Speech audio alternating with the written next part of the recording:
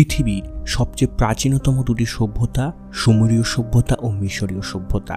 তবে এই একই সময় খ্রিস্টপূর্ব 3300 অব্দে পৃথিবীর বুকে আরও একটি সভ্যতার সূচনা হয়েছিল, আর সেটা হয়েছিল আমাদের এই ভারতীয় উপমহাদেশেই, যার নাম সিন্ধু সভ্যতা।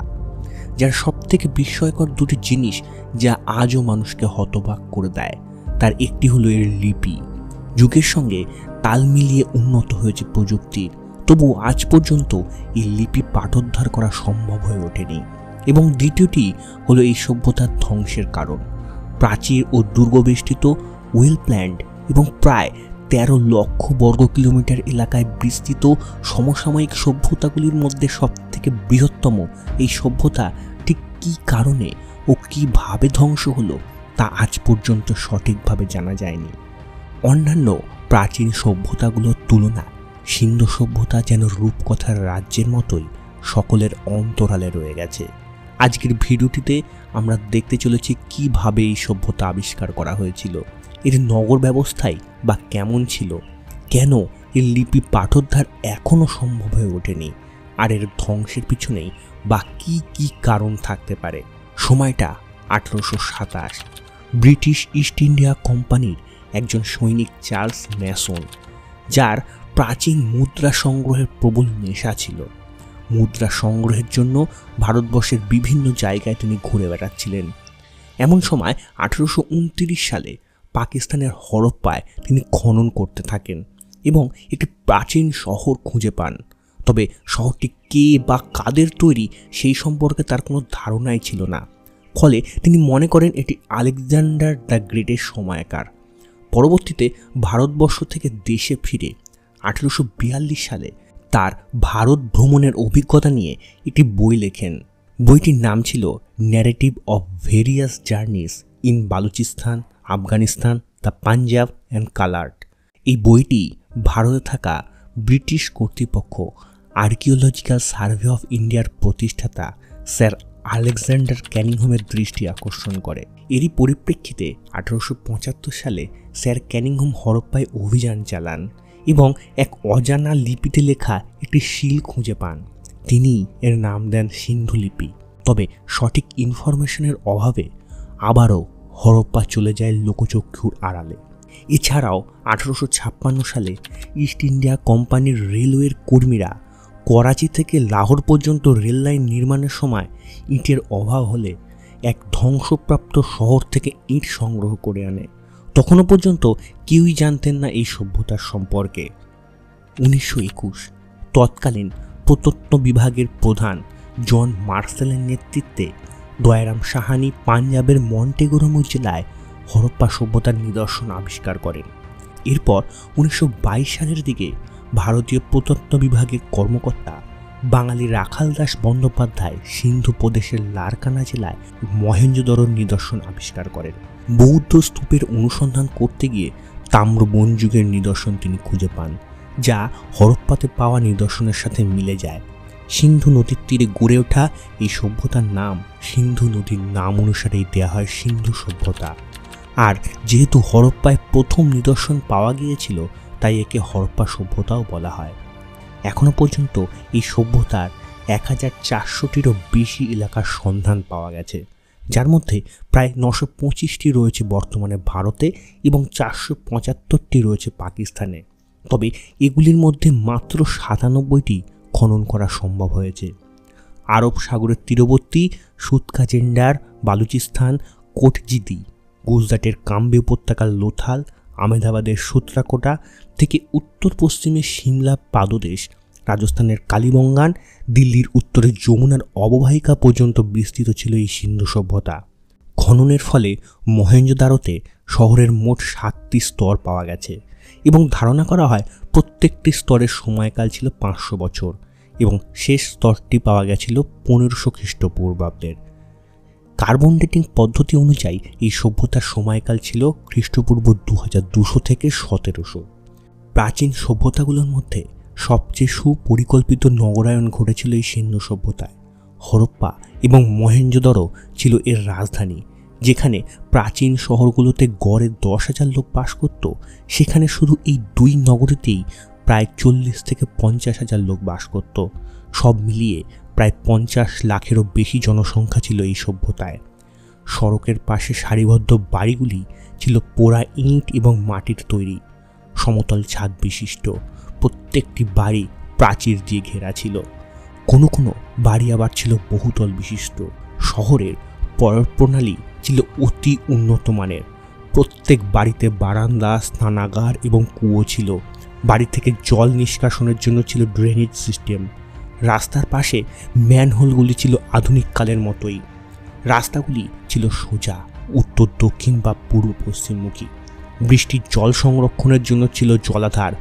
আধুনিক স্যানিটেশন ব্যবস্থা রোমানদের হাত ধরে শুরু হয় বলে অনেকেরই ধারণা ছিল। কিন্তু রোমানদেরও প্রায় 1000 বছর পূর্বে সিন্ধুর ইঞ্জিনিয়াররা পৃথিবীর প্রথম স্যানিটেশন সিস্টেমের উদ্ভাবন ঘটায়। মহেঞ্জোদারোতে পাওয়া গিয়েছে একটি বৃহৎ স্নানাগার, যা গ্রেট বার্থ নামে পরিচিত। এর মধ্যে মূল জলাধারটি ছিল 29 ফুট লম্বা, 23 ফুট চওড়া ও 8 ফুট গভীর, যেখানে জল প্রবেশ ও নিষ্কাশনের ব্যবস্থা ছিল। পাশে বসার জন্য ছিল মঞ্চ ও ছোট ছোট কক্ষ। মনে করা হয় ধর্মীয় উদ্দেশ্যে এটি নির্মাণ করা হয়েছিল, তবে কারোর মতে শুধু বিনোদনের উদ্দেশ্যেই এটি ব্যবহৃত হতো। মহেঞ্জোদারো ও হরপ্পা দুই শহরেই ছিল শস্যাগার, যা প্রমাণ করে সিন্ধুর অধিবাসীদের প্রধান জীবিকা ছিল কৃষি। মহেঞ্জোদারোতে শস্যাগারটি ছিল সিন্ধু সভ্যতার থেকে অনেক বড়। এছাড়াও সমাজে কারিগর ও বণিক শ্রেণী ছিল। লোথালে পাওয়া বন্দর তাদের বাণিজ্যিক প্রমাণ দেয়। মিশর, মেসোপটেমিয়া, আফগানিস্তান, চীন, পারস্য ও গ্রিক সভ্যতার সাথে তাদের বাণিজ্যিক যোগাযোগের প্রমাণ পাওয়া গেছে। মিশর ও মেসোপটেমিয়া দুটি সভ্যতায় এক ধরনের নীল রত্ন, ল্যাপিস লাজুলি পাওয়া গিয়েছিল, যা গবেষকদের একটি প্রশ্নের মুখে ঠেলে দিয়েছিল, এই রত্ন কি করে মেসোপটেমিয়া বা মিশরে এলো। কিন্তু সিন্ধু সভ্যতা আবিষ্কারের পর তাদের কাছে বিষয়টি পরিষ্কার হয়ে যায়। মূলত এর প্রাপ্তিস্থল ছিল ভারত। তাছাড়াও মহেঞ্জোদারোতে প্রাপ্ত সুমেরীয় সভ্যতার শিলমোহর প্রমাণ করে যে সুমেরীয়দের সাথে তাদের বাণিজ্যিক যোগাযোগ ছিল। এখানকার অধিবাসীরা তুলো দিয়ে সুতো কাটা, বস্ত্র তৈরি, চীনামাটির পাত্র এবং অলঙ্কার তৈরিতেও পারদর্শী ছিল। পুরুষেরা শরীরের নিম্নভাগে ধুতি ও পরিভাগে চাদরের মতো পোশাক পরত ও নারীরা 2 প্রস্থ কাপড় পরিধান করত। তারা চাকার ব্যবহার জানত। পরিবহনের জন্য গবাদি পশুচালিত গাড়ি ব্যবহার করত। অসংখ্য শিলমোহর পাওয়া গেছে এই সভ্যতায়। আর ইন্টারেস্টিং ব্যাপার হলো, শিলের মধ্যে 60% শিলে ইউনিকর্ন সাদৃশ্য প্রাণীর ছবি পাওয়া গেছে। হরপ্পায় আবিষ্কৃত 1755টি শিলের মধ্যে 1156টি শিলেই এই ইউনিকর্নকে দেখতে পাওয়া যায়। আর তার উপর সিন্ধু লিপিতে লেখা রয়েছে। হয়তো এই ইউনিকর্ন কোনো বংশ, গোত্র, শহর বা রাজনৈতিক কোনো চিহ্ন। আর ওপরের লেখায় রয়েছে ব্যক্তিগত পরিচয়।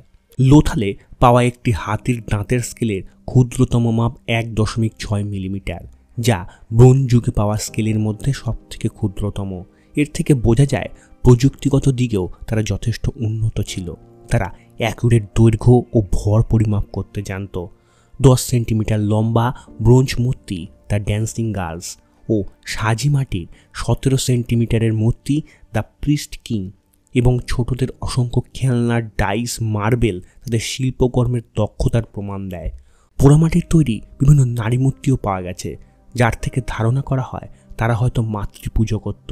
আবার কিছু শিলমোহরে দেখা যায় ধ্যানমগ্ন যোগী, মাথায় শিং ও পশু দ্বারা পরিবেষ্টিত, যার দেখে মনে হয় পশুপতি শিব পুজোর প্রচলন ছিল। তাছাড়া লিঙ্গমূর্তির পূজার প্রমাণও পাওয়া যায়। ধারণা করা হয় সিন্ধু সভ্যতা থেকেই পরবর্তীতে হিন্দু ধর্মে এই লিঙ্গমূর্তি পূজা প্রচলিত হয়। এছাড়াও প্রাণী ও প্রকৃতি পূজার প্রচলন ছিল। হরপ্পায় একটি কবরস্থান পাওয়া গেছে, যেখানে 17টি কবর পাওয়া গিয়েছিল। মৃতদেহের সাথে তাদের নিত্য ব্যবহারযোগ্য জিনিস, অলঙ্কারও পাওয়া গেছে, যার থেকে বোঝা যায় যে তারা পরকালে বিশ্বাসী ছিল। কোনো স্থানে আবার মৃতদেহ দাহ করা হতো, কিন্তু কোনো প্রাসাদ, স্তম্ভ বা রাজনৈতিক কোনো চিহ্ন পাওয়া যায়নি, যার দরুন কেউ মনে করে এই সিন্ধু সভ্যতায় আদেও কোনো শাসক ছিল না। প্রত্যেক অধিবাসী সমান সুযোগ সুবিধা নিয়ে বসবাস করত।